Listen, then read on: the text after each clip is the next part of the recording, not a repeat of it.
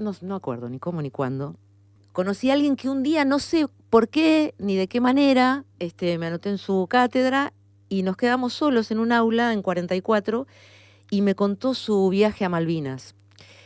Y yo entendí Malvinas desde otro lugar.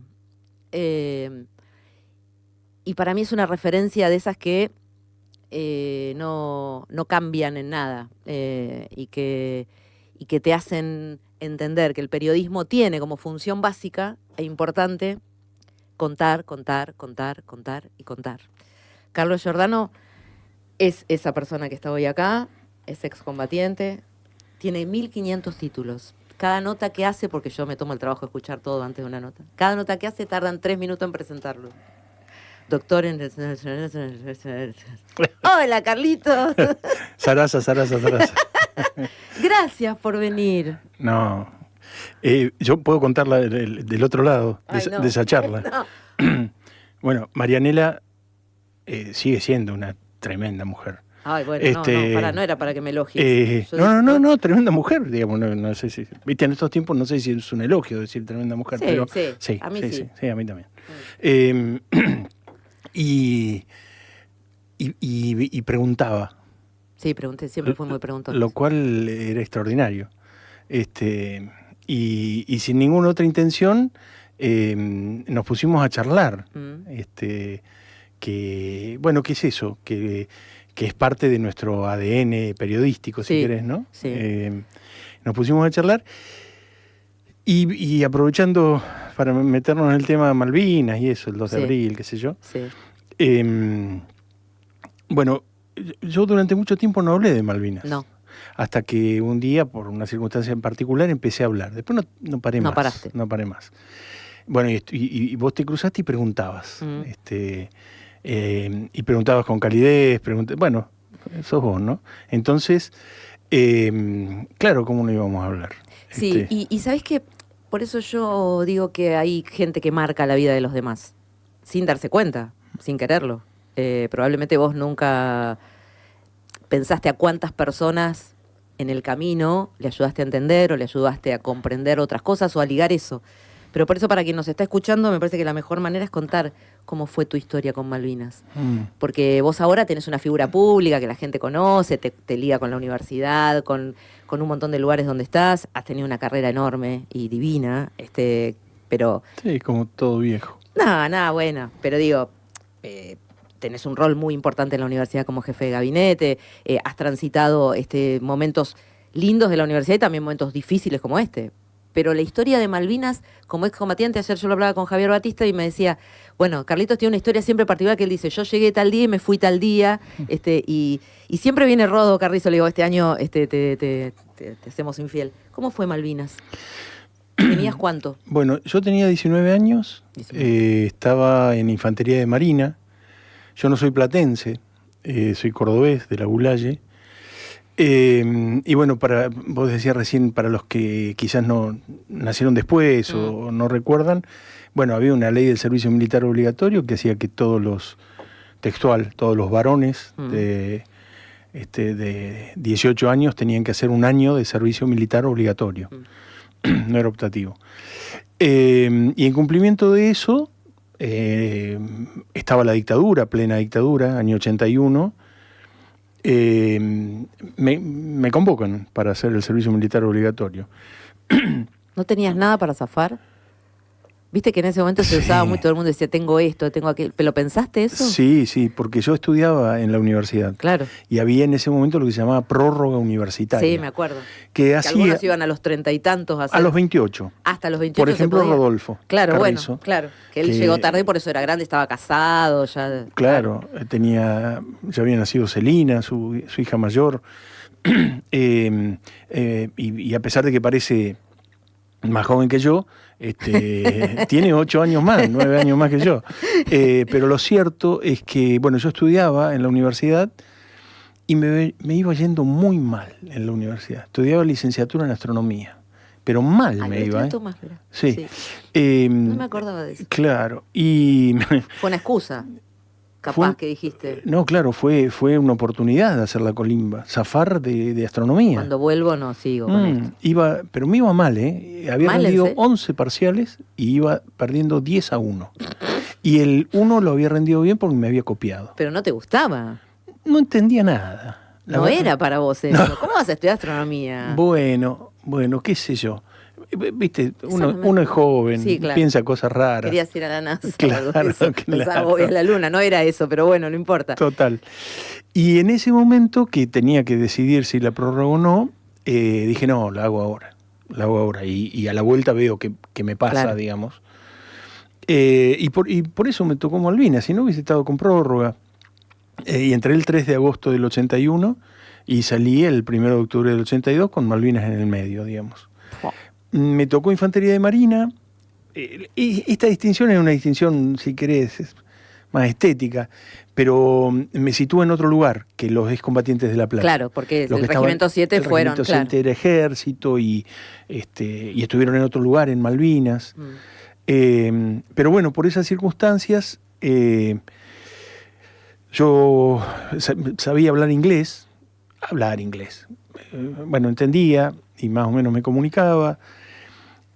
Manipulaba equipos muy rudimentarios de comunicación. Recordemos que no había celulares, redes sociales, claro. Nada. Nada inalámbrico, pero lo sabía manipular. Entonces, en el BIM 2, el Batallón de Infantería de Marina número 2, que fue el núcleo de la Fuerza de Recuperación de Malvinas, se creó un grupo que se llamó de Asuntos Civiles. Y ese grupo tenía la misión de que las islas, a pesar de que cambiaran de gobierno, tenía que seguir funcionando, las islas como tal, el pueblo.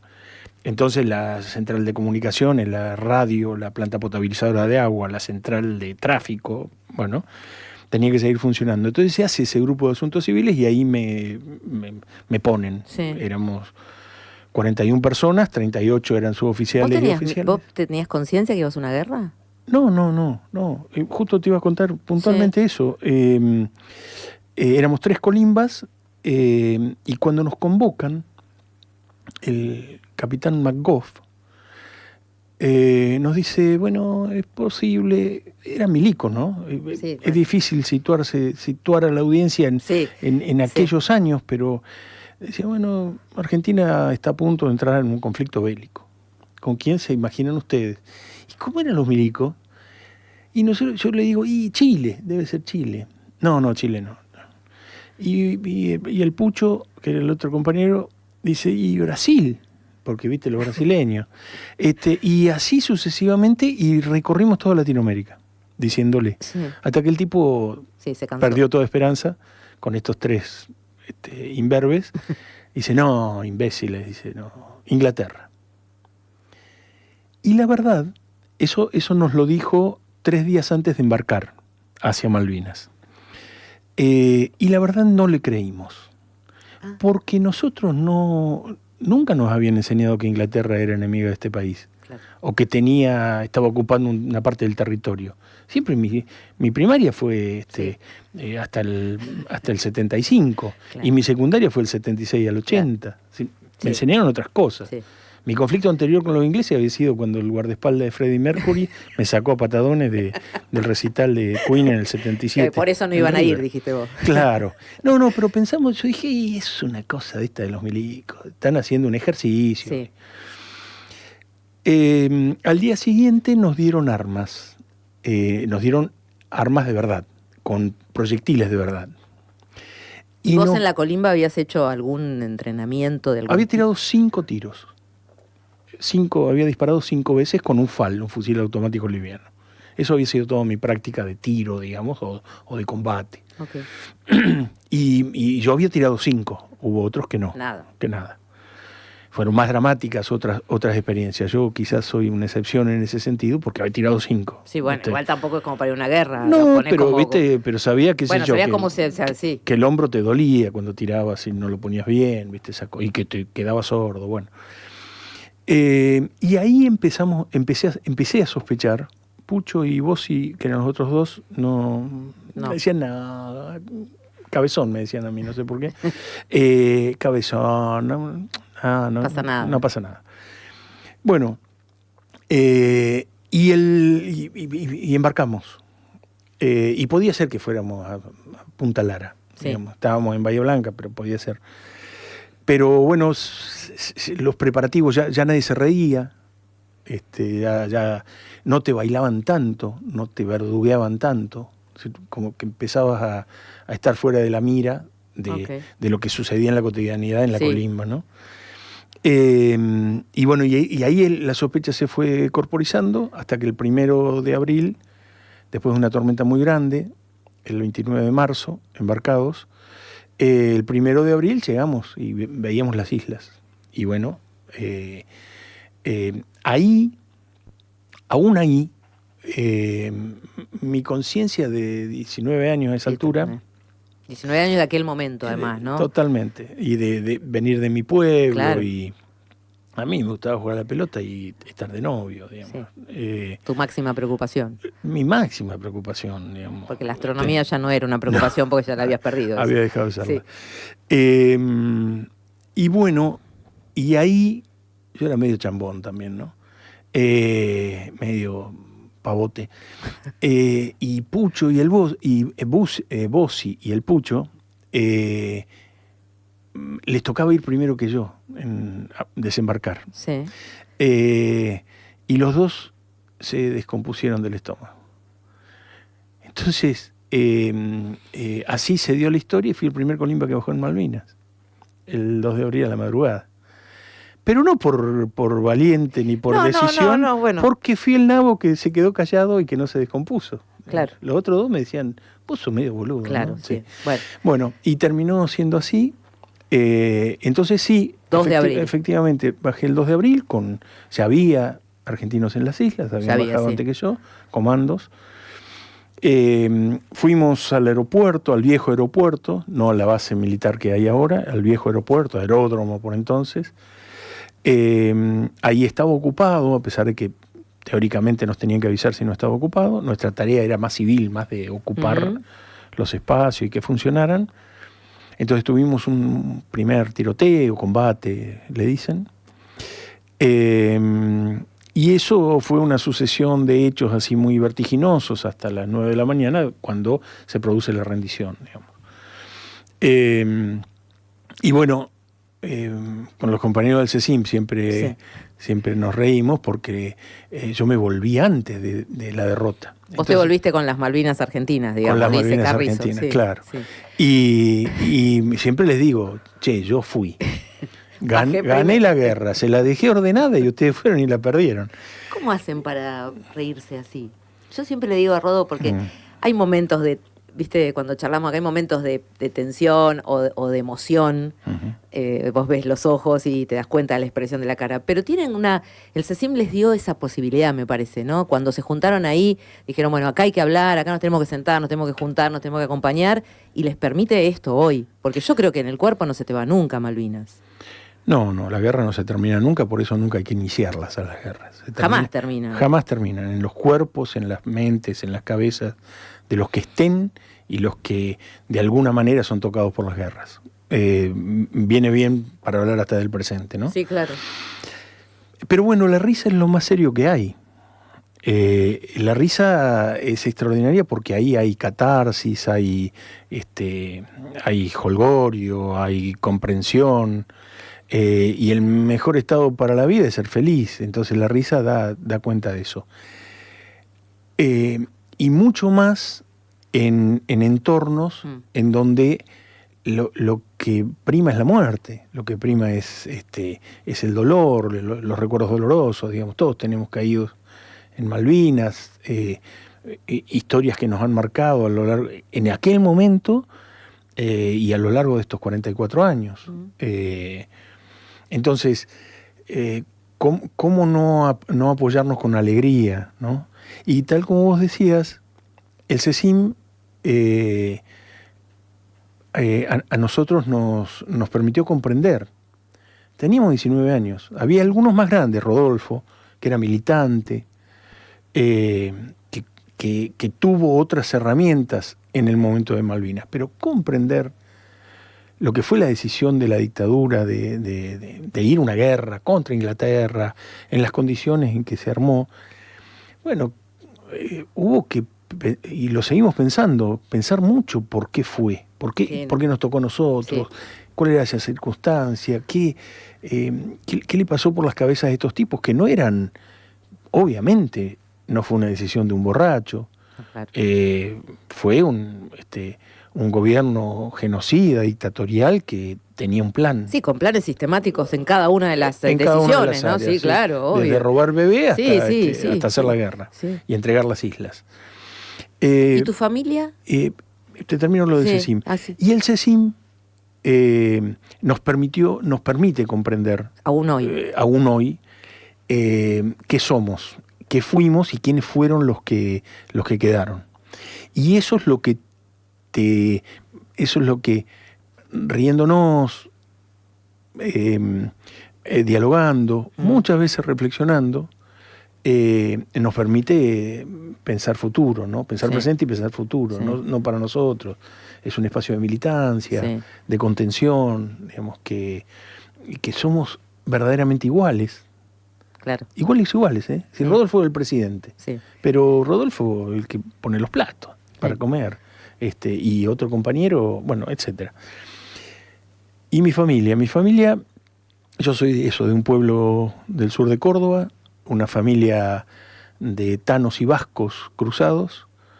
Mi viejo era un viejo grande, yo nací cuando él tenía 54 años, es decir, había nacido en 1908. Es decir, había vivido las 2 guerras mundiales. Y bueno, la anécdota que mejor me parece pinta para una respuesta más o menos sintética es que antes de que yo volviera, yo no volví pegado a la guerra. Eso le pasó a la gente de ejército, le dieron la baja, le dieron el DNI. Claro. Bueno, no, a nosotros nos dejaron hasta octubre. Tuvimos que quedarnos hasta octubre, no pudimos volver a casa. Eso fue tremendo, ¿no? Claro, también. Aparte, mi vieja o mis viejos se enteraron que que había ido a Malvinas y que estaba vivo en agosto de ese año. Es decir, yo no... ¿Tu primer? No había celulares. No había celulares. Claro. Y no había teléfonos en los cuarteles. Eran de los milicos todos. Y ni siquiera... Ningún gesto de rebeldía se atrevía tanto de llamar por teléfono. No. Bueno, también muy perverso de parte de ellos. Sí, ¿no? Por supuesto. Porque nada meritaba que no pudieras comunicarte para avisar. También era parte de lo que... No, el poder. El terrorismo de Estado y el miedo lo imponían hasta en ese lugar. Hasta en eso, sí, claro. Pero bueno, cuando se enteran que yo volvía, y suponían que estaba bien, porque era solamente... Yo le había dicho que estaba bien, que no estaba herido, qué sé yo, que no pensaba boludeces. Mi viejo junta a la familia, yo soy el nene, ¿no? Soy el más chico de toda la familia, y junta a los primos grandes que ya estaban trabajando, y le dice, bueno, palabras citadas por todos los primos viejos, dice, el Carlos vuelve de la guerra, el Carlos, viste que en el interior es el Carlos, la Marianela. Sí. El Carlos vuelve de la guerra y alguien que estuvo en la guerra hay que darle trabajo. Porque si no, piensan boludeces y quieren volver. Producto él era mecánico de camiones, pero era su experiencia, ¿no? Claro. Bueno, y ahí me consiguieron trabajo. Me consiguieron trabajo en la ciudad de La Plata, que para mí era una noticia en la radio. Claro. Claro. En La Plata. Mi hermana me consiguió un trabajo acá, en la universidad, en el CONICET de la universidad, y estuve un mes, es decir, llegué el 1 de octubre, estuve un mes pataperreando, como se dice en los pueblos, y el 19 de noviembre del 82 me vine a La Plata, el día que cumplí 100 años La Plata, que eso amerita otra historia. ¿Viste la torta de los 100 años con las hormigas, todo eso en la plaza? ¿Fuiste a la...? Sí, vi... Bueno, lo primero que me pasó es que mi cuñado, el marido de mi hermana, era director de un instituto del CONICET. Claro. Entonces lo llevan al palco de las Fuerzas Vivas ese día a la mañana, el desfile militar. Bueno, el mundo militar lo conocía, El que avanzaba al frente de la columna era el general Camps.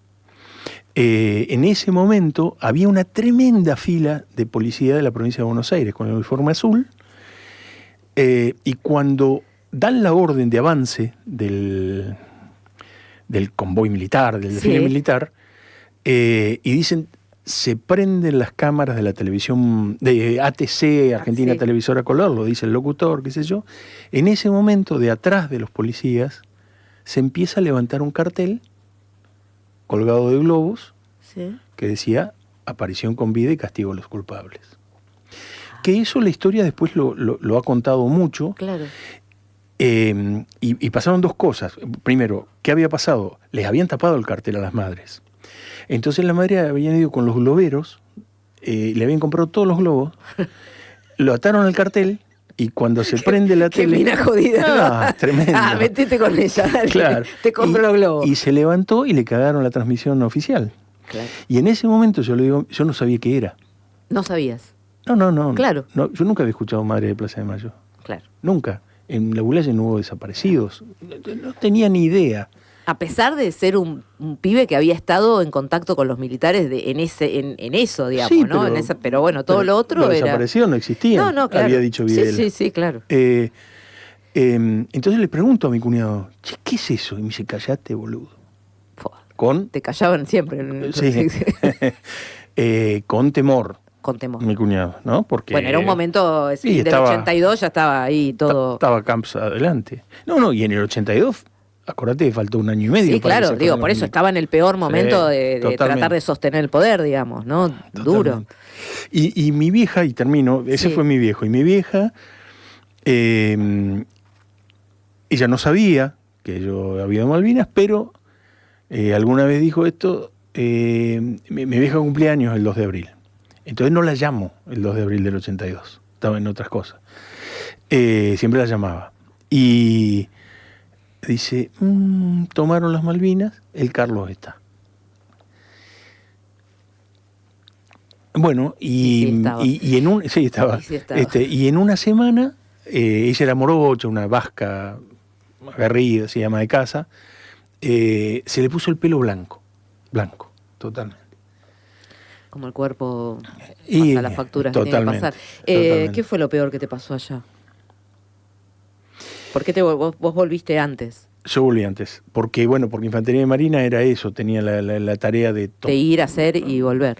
La Infantería de Marina. Sí. Yo era colimba, corría, limpiaba y barría. Llevaba un cajón que puteaba todo el tiempo porque era pesado. Tuve contacto con kelpers, o con ciudadanos británicos también, porque hablábamos, porque los servicios esenciales tenían que seguir funcionando. Y yo me entero mucho después. Lo peor fue que mataron a Mario Almonacid, que fue el primer colimba muerto en Malvinas, en la Georgia en realidad, y era mi compañero de cucheta en la colimba. Mario, hijo de chilenos, que es otra historia terrible, porque a Mario lo matan, es el primer colimba que matan, y cuando le van a decir a los padres que lo mataron, es uno de los muertos que está en el continente, porque murió antes. Cuando le van a decir a los padres que lo mataron, el padre estaba esperando, el padre trabajaba en YPF, era chileno, y lo habían echado por chileno, porque los chilenos eran potenciales traidores, digamos. Claro. Y su hijo había muerto por la patria. Pero eso me lo enteré después. Mi principal preocupación es que cuando yo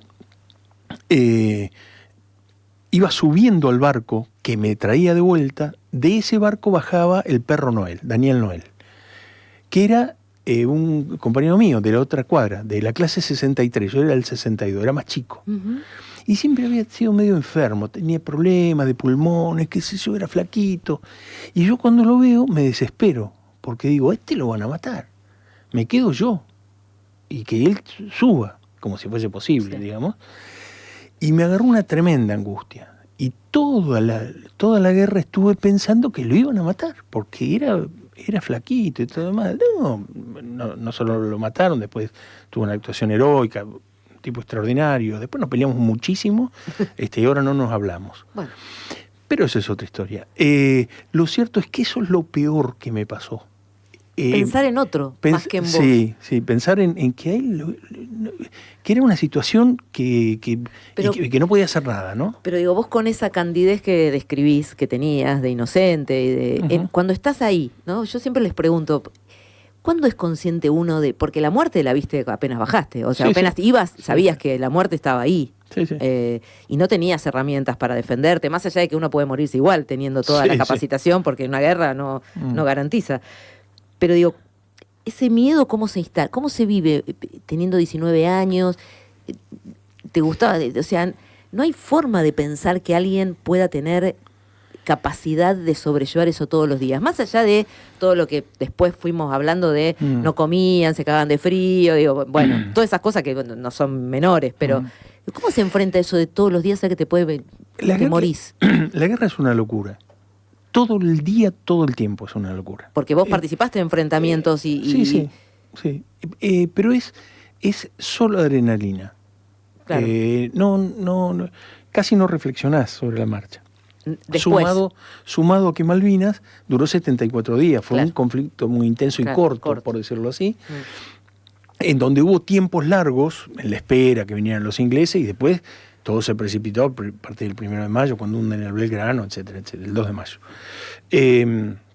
Pero en lo cotidiano, mi preocupación era tenía 2 pares de soquetes, no medias, soquetes.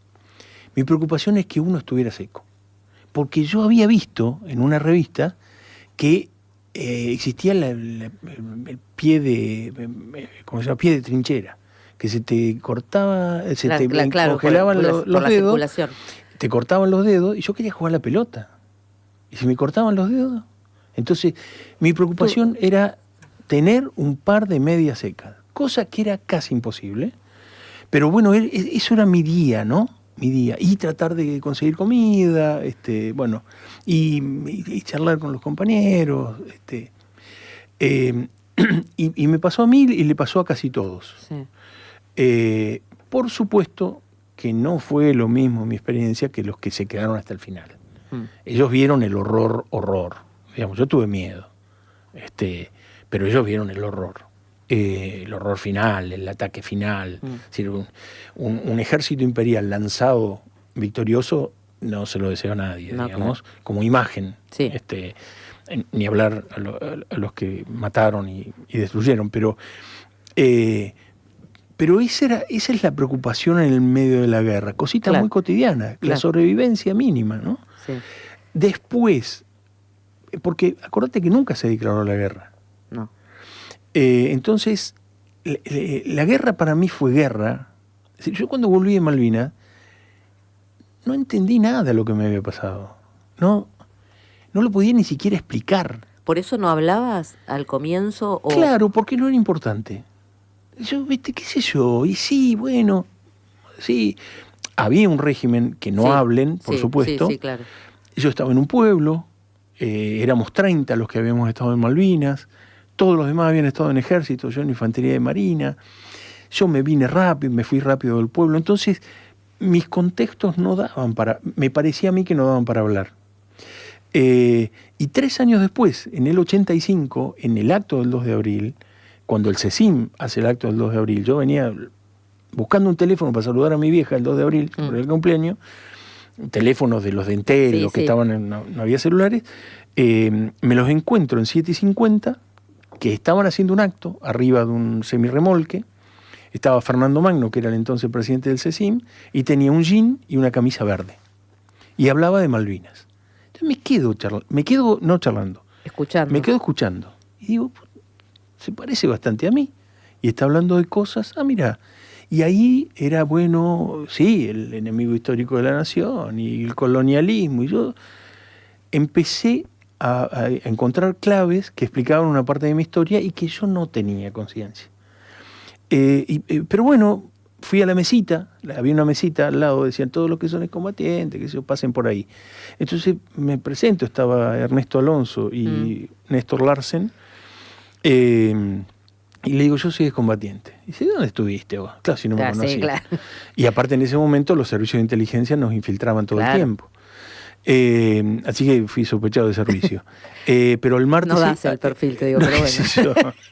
Qué sé yo cómo son los servicios. Y el martes siguiente fui al CECIM. Bueno, y ahí empezó todo. Ahí me quedé. Pero ahí comprendí la guerra. ¿Y eso te pegó distinto ahí? ¿O no? Sí. ¿O siempre fuiste tan pensante y reflexivo con el tema? ¿Tuviste un momento ahí que que te pasó algo, te agarró una crisis? Vos tenés una visión parcial de mí. No, bueno, pero digo, no. Vos sos un tipo súper racional en estas cosas y muy amoroso en el momento de contarlas. No. Y muy docente en el momento de contarlas. Digo, tenés esta cosa de... Yo estos días escuché 1000 notas tuyas con gente rara de todos lados del mundo. Sí. Bueno, unas notas espectaculares te han hecho. Gente rara. Gente rara. Pero digo, tenés como esa cosa docente tan hermosa y amorosa de explicarlo, que me parece que es súper constructiva, pero a la vez yo digo, este tipo cuando está contando eso tan divinamente, estuvo ahí.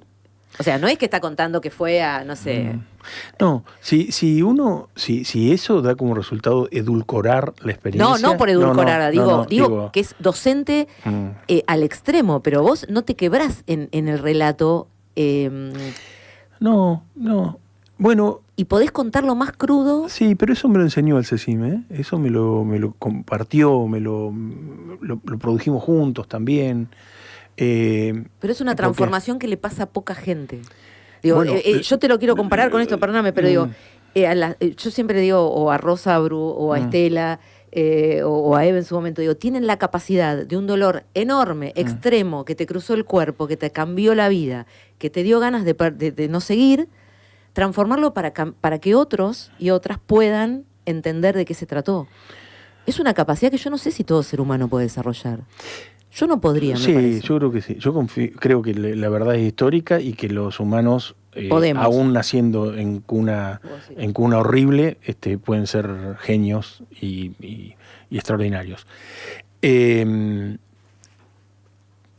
Dicho eso, las circunstancias explican a los seres humanos. Y en ese sentido, por eso yo insisto tanto en la contención de mi familia, en haber estudiado en la universidad, por supuesto, también, haber llegado a La Plata, esta ciudad que fue tan arrasada, tan impactada por la dictadura. Acá nacieron hijos, nació madre, nació abuela, claro. Nació el CECIM. Sí. Bueno, insisto, el CECIM, el grupo de compañeros, es eso, es todo no tenemos discusiones con odio. No, pero no las tenemos en serio. Es decir, no, ya sé. Adentro de las reuniones donde estamos las más chiquitas, siempre hay una reflexión sobre el cariño, sobre el amor, sobre la responsabilidad, sobre lo que nos falta y lo que nos completa. Entonces, en ese sentido, creo que, bueno, uno es eso, producto de la historia, de las circunstancias. Sí. Y por eso, comprender la guerra y decir esto, che, si quieren que no existan las guerras, no las empiecen. Si quieren que no exista la muerte, no lo empiecen, porque después no termina más. Es que uno, de la manera que lo exprese, también expresa cosas horribles y horrorosas. Sí, claro, obvio. Eso es lo que muchas veces contrasta. Che, ¿cómo se ríen de esto? Sí puede ser que a alguien le pueda pasar. Sí. Pero a mí me conmueve el amor con el que se puede comunicar, ¿entendés? Sí. Para trascender... Es que si no hay amor no hay comunicación. Sí. Es otra cosa. Sí. Es otra cosa. Digamos, Majul no comunica. No. Para usar un monstruo del presente. Y terminaste siendo un gran comunicador y un tipo que se dedicó a todo esto, quizá empezando por ahí, contando historias. Tratando de entender una historia tan compleja. ¿Por qué te surgió después todo esto? Yo escribía, siempre escribí, siempre. Escribía cartas y era el que hablaba en los actos, primaria y secundaria. Tenía memoria para las poesías, entonces una poesía de 40 páginas yo la memorizaba. y cualquiera, cualquiera. Una a la madre, otra a San Martín, otra, qué sé yo. Entonces estaba en los actos. Eso, en mi historia se fue naturalizando. Después hice un lapsus con la astronomía. Con la astronomía. Porque pensé, qué sé yo, las estrellas, esas cosas. Sí. Bueno, la poesía era medio romántico también todo. Claro. Bueno, me pasó la guerra en el medio y después, cuando vine a La Plata, que vine a un laburo en un centro de cómputos, de entonces, mi hermana, que era como papá, digamos, concreta, precisa, dice, tenés que estudiar, porque si no, vos... Claro. Yo tenía algunos vicios de vagancia. Entonces tenés que estudiar. Y le digo, qué sé yo, pero yo no quiero astronomía. No, está bien, dice, pero algo tenés que estudiar. Entonces, yo laburaba en el INIFTA, diagonal 103 y 64. Para venir al centro me tomaba el 214, diagonal 79 y 63. Me subo, ese día cerraba la inscripción en la universidad, año 82. El 20, era el 19 de diciembre del 82. Me tomo el 214. Y había dos lugares que yo decía, acá la gente escribe. Uno era letras, claro, y el otro era periodismo. Me habían dicho que periodismo existía. Le pregunto al chofer de 214, sí, estaba medio jugado con el tiempo, cerraba la inscripción. Y mi hermana me iba a cagar a pedo. Entonces le digo al chofer, escúchame, ¿qué me queda más cerca? ¿4489 o 6 y 48? Y me dice 4489, si te bajás en Plaza Italia. Entonces fui y me inscribí en periodismo. No, claro, pero vos no podés contar esta historia. Pero, bueno, los que tienen vocación me van a matar. Pero, no, vos no podés contar esta historia. Pero así fue mi decisión vocacional. Diciendo ese la verdad. Chofer... no, me lo encontré varias veces. Me jodés. No, varias veces, porque fue muy importante para mí. Algunas veces lo puteé y otras le agradecí. A decir la verdad. Pero bueno, cuando tiene que ser dicen, ¿no? Así es, sí. Y empezaste una carrera que no paraste más. No paré más, claro. Que siempre la elegiste también adentro de la facultad, mucho. Y adentro de la universidad, haciendo muchas cosas. Te interesó mucho eso. Sí. Sí, porque para mí fue la confluencia de un extraordinario oficio, no el mío, sino el oficio de comunicar, y la extraordinaria posibilidad de hacer cosas por los demás. Sí. Como esto de la comunicación es amor, no es odio, entonces por el otro haces cosas. Y fue un laburo. Claro. Me permitió comer. Bueno, tu hermana estaba contenta. Estudiabas, ibas a trabajar. Más o menos, porque después, estudié periodismo. Claro, sí, bueno, tampoco era para andar tirando. Claro, sí. Después me dejé... Una carrera, te dijo, ¿no? Crecer la barba, claro. Claro, sí. Discutíamos mucho de política. Mucho estado asambleario también, un lugar muy convulsionado. Totalmente. Bueno, que te cerraba bien ahí para lo que te estaba pasando, el CECIM, la facultad, sí, claro, todo eso era un ámbito de debate permanente. Y ahí también los compañeros me contuvieron muchísimo. Mis compañeros, Ana Cacopardo, Martín Cortés, Marcelo Miró, los contemporáneos a mí, y después los compañeros que vinieron después, que fueron extraordinarios y que me pusieron en lugares de esto. Yo fui docente rápido. Fuiste rápido. El chino Ballina me convocó, fui rápido docente, y fui muy ayudado por los estudiantes, muchísimo. Tus preguntas, las preguntas de un estudiante a un docente lo forman. ¿Sabés qué? Por ahí uno porque está más grande, ¿viste? No, ¿te parece? Sí, te parece. Y tiene así como... Yo tengo como una nostalgia aquello. No sé, por ahí porque las redes, la cosa esta masiva de la comunicación, me parece que los hace perderse a veces a los jóvenes de un montón de cosas que teníamos en aquel entonces. Yo recuerdo mucho, y a veces se lo digo a los chicos cuando vienen a hacer las prácticas acá, de tiempos de sentarse, me acuerdo teníamos un televisor chiquitito en el aula, y mirábamos las cosas que hacíamos que eran espantosas, porque la verdad que eran muy feas las cosas que hacíamos nosotros como alumnos, pero bueno. Y buscar el detalle en esos videos, Matías se ríe, buscar el detalle en esos videos, qué cosa, por qué lo dijiste, por qué dejaste esa imagen atrás, por qué no miraste aquello que está diciendo algo. Yo aprendí a mirar y a entender mucho en ese tiempo. con menos herramientas, con menos capacidad, todo costaba mucho, había que reunirse mucho, discutir mucho para ver cómo carajo hacíamos para que eso salga. ¿Cómo es la comunicación hoy? ¿Cómo sentís vos que esa...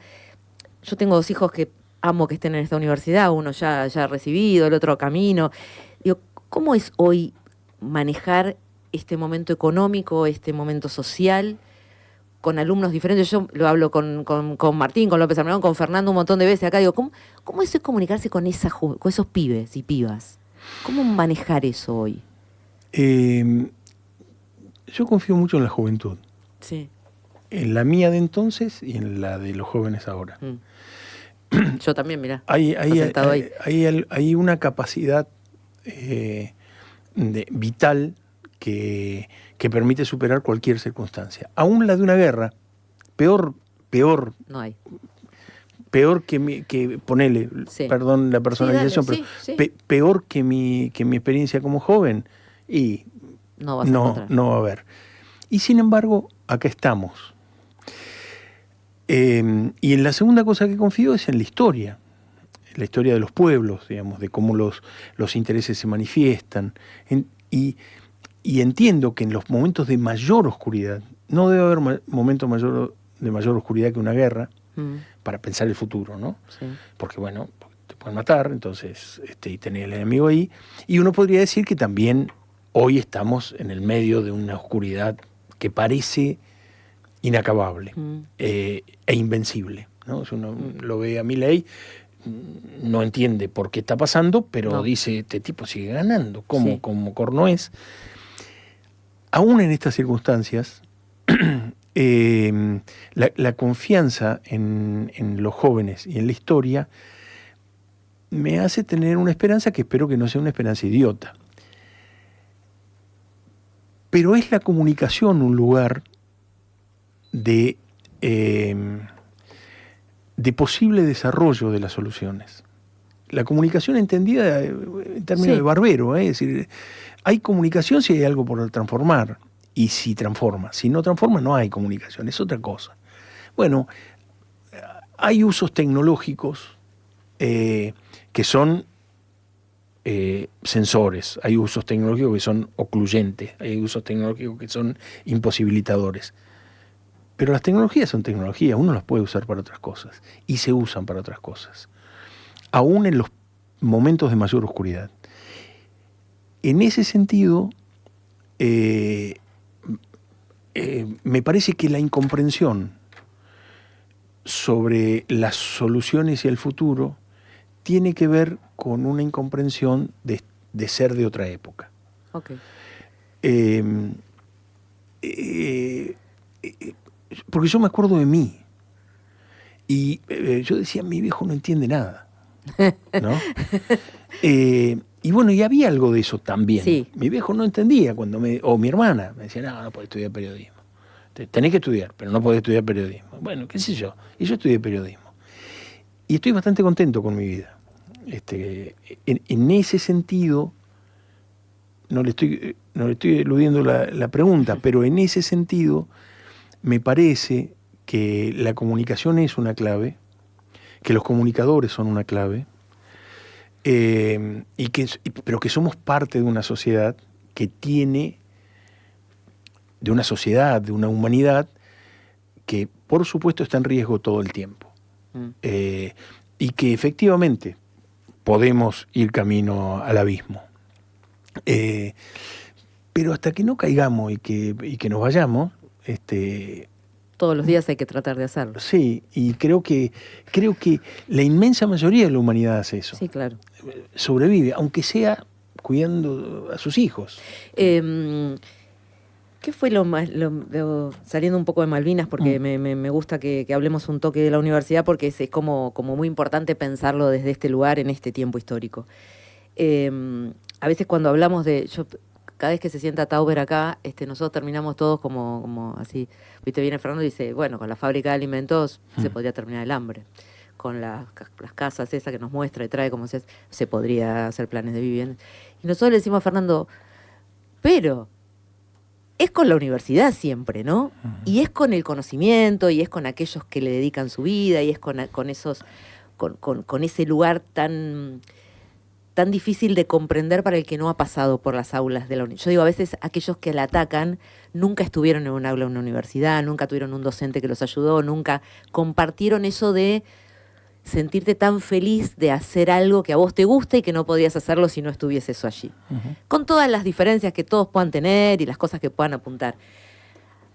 Ahora, en este tiempo, a veces hablas con investigadores, me pasa a mí con mi propio hijo, y te dicen, en el primer tiempo de Milei habíamos hablado con un par de investigadoras acá que las habían insultado en la calle.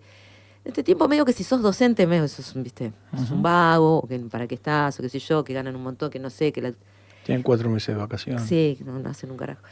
Yo ayer decía por lo de San Cristóbal, si se imaginaran lo que es ser docente de un colegio público con adolescentes en este momento, no entienden nada, porque no saben lo que hace un docente. No entienden la vida de Jaí, con 4 laburos, ¿no? Uh-huh. Además, y su casa, uh-huh. y los propios. ¿Cómo se defiende esta universidad hoy? ¿Cómo entendés que hay que transitar? Porque en algún momento va a terminar esta mirada, uh-huh. espero. Digo, es esa parte uh-huh. de la esperanza. Pero ¿cómo se transita este tiempo? ¿Cómo se defiende y cómo se construye para que no se pierda aquello que es importante? Primero una cosa, que haya un suicidado es suficiente, sí, claro. Un muerto sí. Es suficiente. Pero para comprender la labor de un docente hay que mirar en este tiempo, en la desesperanza de este tiempo, en el no futuro de este tiempo, todos los que un docente logra que no se suiciden. Totalmente. Que no pierdan. Entonces, eso es un docente. Uh-huh. Es decir, ese pibe mató a otro. Faltan 2 ahora, ¿no? En uh-huh. las aulas. Ahora, todos los demás están vivos también porque los docentes están ahí. Reflexión por ese lado. ¿Cómo se defiende la universidad? Es una discusión permanente que tenemos con Fernando, con los equipos, uh-huh. con los compañeros. Uh-huh. Fernando es un visionario y es un motor, es una locomotora, nos saca 50 cuerpos a cualquiera. Cuando se nos ocurre una idea para acompañarlo, nos pasa por encima con 5 cosas mejores. Es un tipo excepcional. Trabajo con él, pero la verdad es un tipo excepcional. Uh-huh. Soy bastante analista en eso y es excepcional en la historia. Bueno. Para los demás, que somos más terrenales, digamos, hay que hacer lo que tenemos que hacer. Es decir, hay que dar clase, hay que investigar, hay que hacer extensión, hay que producir, hay que dialogar con los jóvenes, hay que estudiar un montón. ¿Qué es lo que nos constituye como universitarios? Con eso hacemos una revolución. Porque lo que ha pasado es que muchos de nosotros, por diferentes circunstancias, hemos dejado de hacer esto. Es decir, hemos perdido en esta universidad que es maravillosa, la Universidad de La Plata, Fernando, fábrica de alimentos, es maravillosa. Me parece que como conjunto, como personas en ese colectivo, nos ha ganado cierta desvitalización. Entonces, la de base es volver a hacer lo que tenemos que hacer. Si tenemos clase, ¿cómo es que no das clase? Y no estoy contra el paro. Sí, entiendo. Pero no, da clase. Si hay del otro lado una persona que quiere ser ingeniero o periodista, y si no, no lo es. Porque es difícil cuando tenés un gobierno que no le importa nada. No, por eso. Porque no le importa que pare, no le importa que des clase, no le importa. Esta respuesta es así siempre. Con este gobierno mucho más. Claro, bueno. Es decir, hay que investigar más. Hay que hacer más extensión. Y también hay que luchar por los salarios. Claro, y hay que reclamarle que este gobierno implemente la ley de financiamiento universitario, que es salda baja, que es una ley bastante... Sí, igual no alcanza, digamos. Claro. También hay que hacer eso. Porque, mira, mi viejo decía, nene, no te quejes, que peor es comprar bolsa en el puerto. Ay, sí, bueno, es una viste que no... Claro, muchas veces uno abuelos, dice, uy, qué día que tuve hoy, qué difícil. ¿Qué te pasó? Viste, yo tengo nietos. Sí. Y Genaro, que es el que el que mejor arma sus preguntas, los otros también preguntan, Apolo y Hilario. Pero Genaro, 8 años, me dice, ¿y qué te pasó? Y cuando me pregunta, que me desarma. Claro. Me desarma porque a mí no me pasó nada. Qué sé yo, ¿viste? Sí, fue un pavadas. día, sí. Bueno, a veces estamos acá, como ahora, con el aire acondicionado divinamente instalados acá, y decimos, qué. Y mirás allá y hay un obrero, ¿viste? Tipo está con 44 grados, todo vestido así, está en la terraza. Y vos decís, bueno, la verdad que laburar, claro. poniendo Eso, todo laburamos, por pero, supuesto. ¿viste? A veces sí pasa esta cosa. También uno puede decir, hay otro que está mejor que yo. No. Y por eso también es difícil la construcción en ese sentido. Es cierto, pero hay que ubicarse. Sí. Cuando vos decís, che, que hay que... ¿Cómo se defiende la universidad? Y trabajando. Trabajando, reflexionando. ¿Crees en la política todavía? Como yo a Sí, veces creo claro. que... Sí, claro. Viste que cuando dicen la gente ya no cree en la política, ni en los políticos, ni en nada, digo, bueno, hemos hecho mucho para que eso pase también, ¿no? Me parece que también hay mucho de eso, de esta cosa de... Yo todos los días digo, me parece como muy difícil pensar en una época en la que yo me sentaba a discutir con concejales sobre cosas de la ciudad o con diputados o senadores y que hoy todo sea un reel, Sí. ¿no? Hemos perdido un poco también el debate, me parece. El debate sano, que no sea un enfrentamiento permanente, ¿no? Esta cosa de debatir mucho. La política es parte de la construcción en la universidad también y es parte de lo que el resto hace. ¿Vos sentís que está acompañado por el no por el gobierno de Milei, digo, pero por el resto de los actores de la sociedad? ¿Sentís que hay un apoyo o hay una soltada de mano medio rara? Me estás haciendo trampa, porque preguntaste, No, sí. ¿crees en la política? Bueno. Y después me hablaste de los políticos y la coyuntura. Sí. Pero no es una trampa. Lo que digo es, sí creo que la política sigue siendo la herramienta. Sigue siendo la herramienta que permite sintetizar las demás cuestiones, la economía, la sociedad, la ciencia, la tecnología, el trabajo, la producción. Es la que le permite ponerle norte a lo público para el bien común, que esa es la definición de política. Sí. A los que le hemos dado la representación de lo político, me parece que, al menos esta es mi opinión personal, han perdido esa capacidad de representación. Y algunos por malicia, otros por codicia, otros por impericia y otros por ignorancia. Bueno, pero la política no se mancha, dijera el Diego. Entonces, tenemos que seguir batallando para que los políticos o los representantes o los profesionales de la política vuelvan a congeniar. Lugar. No sé si no es un lugar teórico también, ¿eh? Es decir, a lo mejor uno puede decir, bueno, yo soy peronista, entonces Perón, y no, pero yo soy peronista de Evita, entonces Evita, y otro dice, no, pero Raúl Alfonsín, y otro dice Néstor.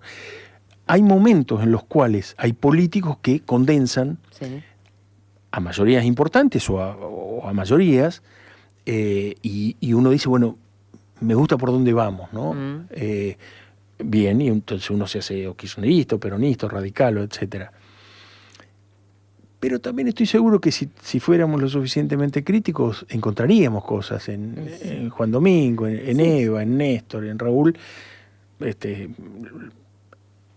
Ese soy yo, ¿está bien?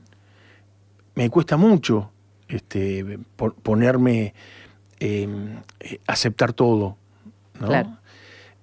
Pero bueno, tiene que ver con... a mí me gusta mucho una cosa que escribió Antonio Gramsci, el político italiano, comunista, la escribió en la cárcel del fascismo italiano.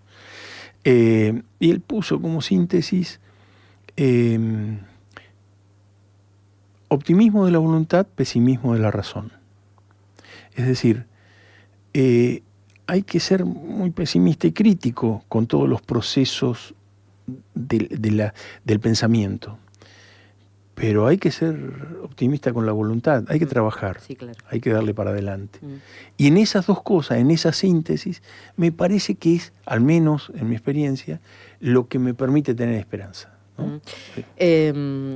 Yo me quedaría 500 horas, pero porque es una cátedra permanente para mí ya. Me hace acordar tantas cosas, mira. Tengo tantos mensajes. Tengo un montón de mensajes de ex alumnos, compañeros y compañeras que me dicen que estoy una semana con toda gente bien.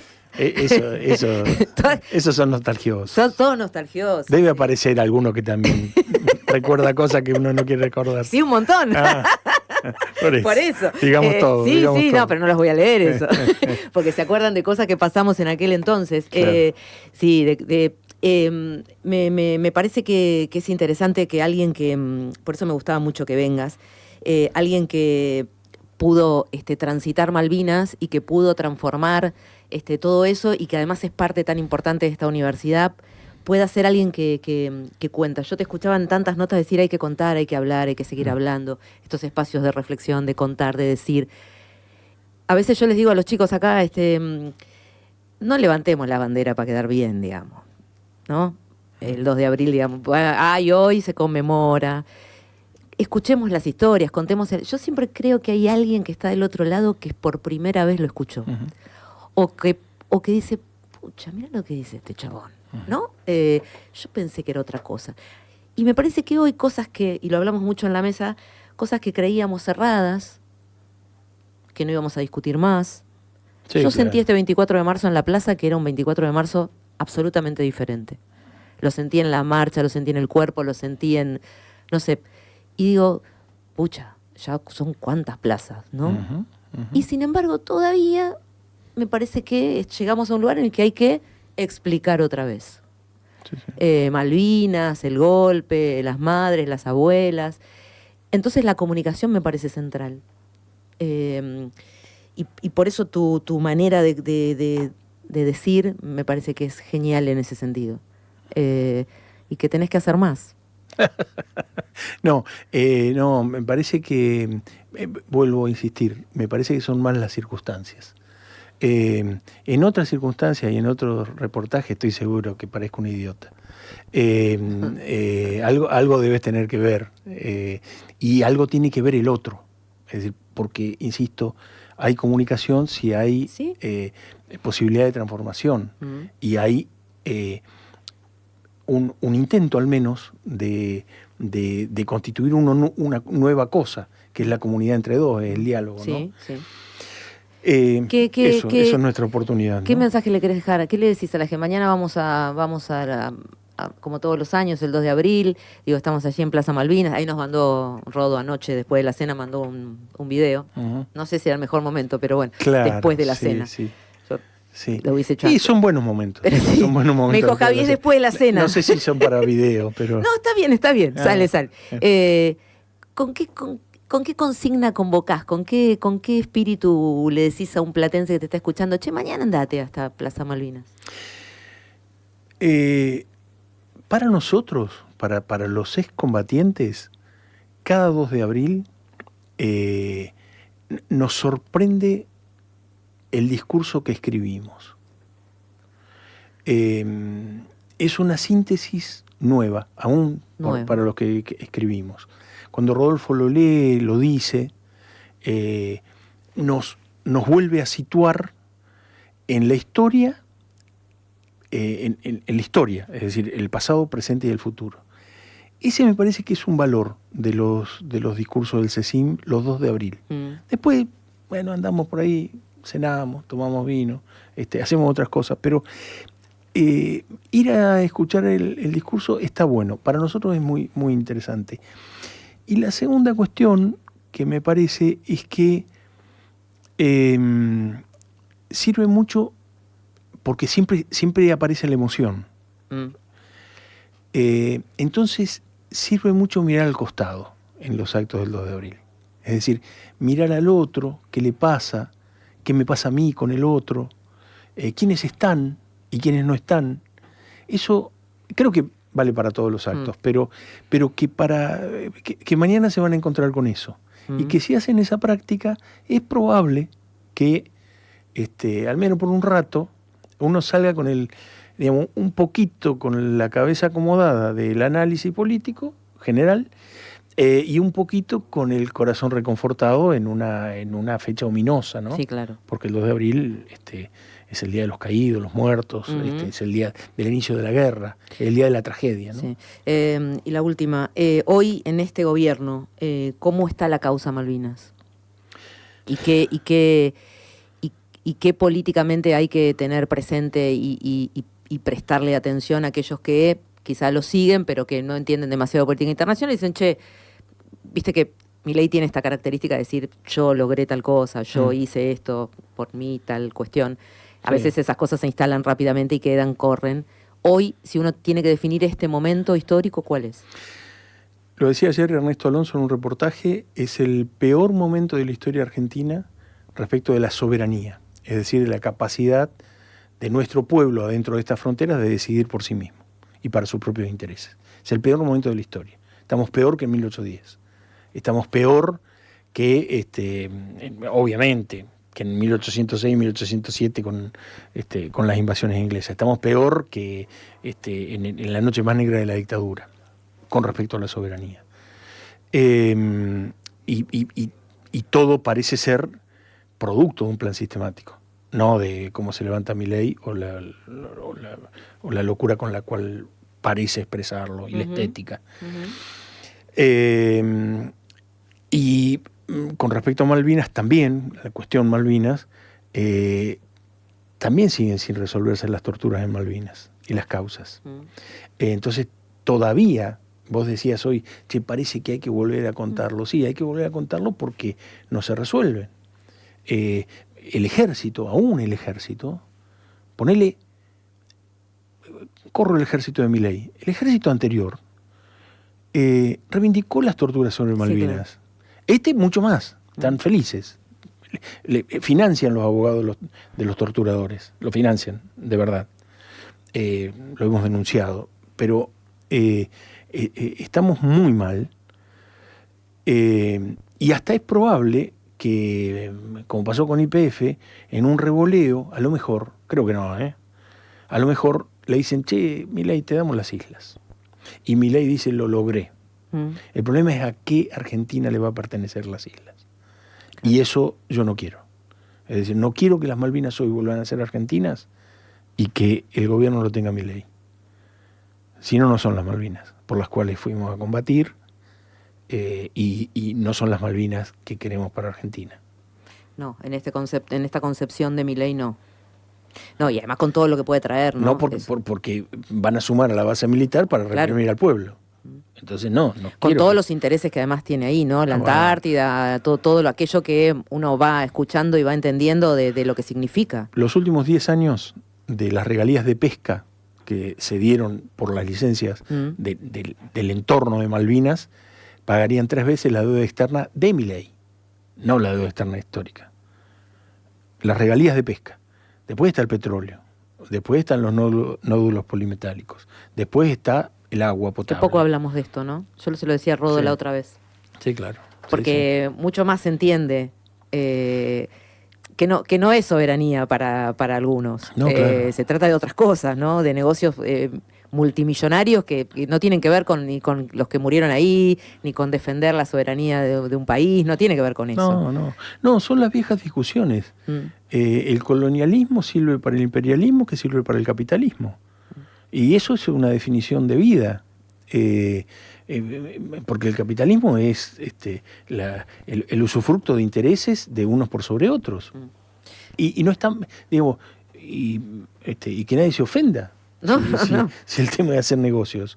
Bueno, esos negocios son prioritarios a ver quién decide. Sí, claro. Decide el que tiene más plata, que es más poderoso. ¿Cómo te vas a jubilar? Viste que Fernando dice, a mí me dijo en una nota que me van a embalsamar. Sí. Yo le dije, Fernando. Sí. Sí. ¿Vos pensás en tenés una fantasía así de decir, por ejemplo, viste esa gente que dice, yo cuando me voy a ir a escribir en un lugar y no voy a hacer nada más, vos decís, quiero ser abuelo y nada más, quiero escribir un libro de poesías y aprender? A mí me encanta, me encanta jugar con mis nietos. Pero cuando juego con mis nietos también quiero estar en la universidad. Te va a costar entonces. No me voy a jubilar. ¿Nunca? No. Mira. Digamos, a mí no me van a embalsamar porque no quiero que me embalsamen. Pero me voy a diluir en la universidad, en el trabajo, en el CECIM. Ahí voy a estar, digamos. ¿No te imaginas sin hacer eso? No. No. Pensé que por ahí tenías como una fantasía de decir, me quiero escribir un libro solo a algún lado, o ser abuelo y no tener ninguna preocupación. No. Digo, por ahí, viste, decir... Solo ni en pedo. Solo no. No puedo concebir eso. No, eso es la muerte. No, bueno, pero viste que hay gente que después de un tiempo, de una vida con tanta cosa, dice, bueno, la verdad que tendría ganas de no tener horario, no tener compromisos. Cuesta dejar de laburar a veces también, ¿no? Hoy me levanté a las 3. ¿A qué? Tenía unas cosas por qué resolver. Se viene la asamblea de elección de Fernando, entonces había algunas cosas que resolver. ¿A las 3? Es un montón. Sí, bueno, pero me acuesto temprano, me acuesto a las 10, qué sé yo. Pero me levanté a las 3 y obviamente tengo sueño. Sí, claro, yo también tendría sueño. Tengo sueño. Ahora, me encantó lo que tuve que hacer a las 3 de la mañana, y a las 6 también, y a las 8 también, y a las 10. Me gusta.